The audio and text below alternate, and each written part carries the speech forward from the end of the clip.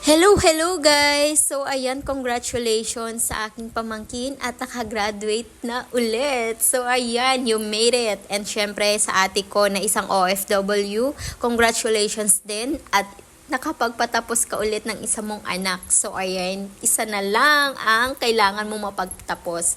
So ayan, dahil isang OFW ang ate ko, hindi siya makakauwi. Kaya ako muna ang proxy dito. So, ayan, ako muna ang kasama ng anak niya magmarcha dito. So, ayan, bilang isang OFW, talagang mahirap na hindi ka agad-agad makakauwi sa mga okasyon na kailangan ka ng anak mo. Pero, nandun yung support mo kahit na wala ka sa tabi nila ngayon, nandun yung support mo, yung emotionally, yung lalo na yung financially, yun kasi yun talaga yung sobrang malaking ambag kasi kung wala, hindi mo magagawa mapagtapos ang pag-aaral ang mga anak. Kaya salute sa mga magulang na nakapagpatapos sa mga anak, talagang kinakayod nila at kahit mahirap, itinataguyod talaga nila kahit mahirap. Basta makapagpatapos kasi isa na namang karangalan yun para sa kanila bilang magulang ang makapagpatapos ng pag-aaral ng kanilang mga anak. So mabigyan ng magandang kinabukasan.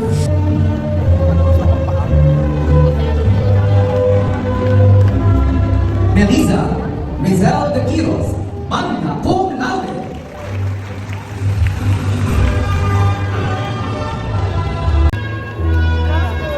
And Vasquez Kier Vincent Bautista.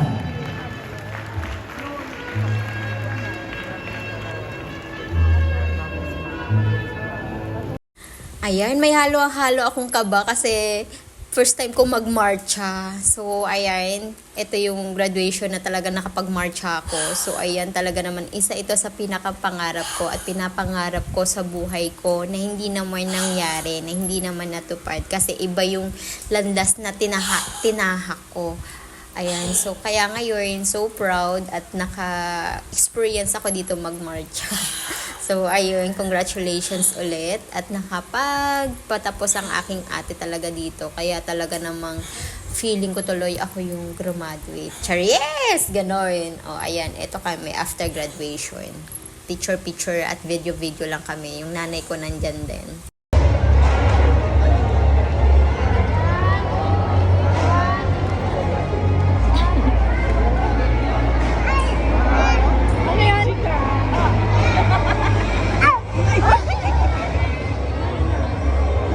Punta ka dun, punta dyan. O, yan. Dali.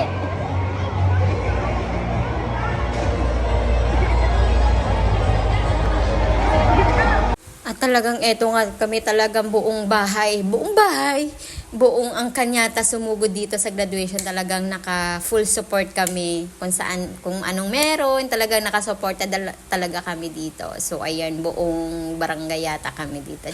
Buong barangay. So ayan, hindi kami kompleto pero masaya kami at nakarating kami dito at nasaksihan namin ang pag-graduate ng aking pamangkin.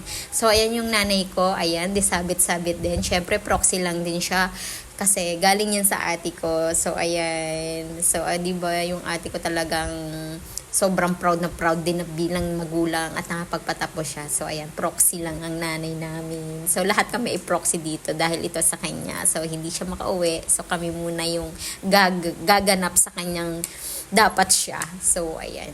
O, di ba? Ayan. O, may computer, ano na siya, may engineer, ganun.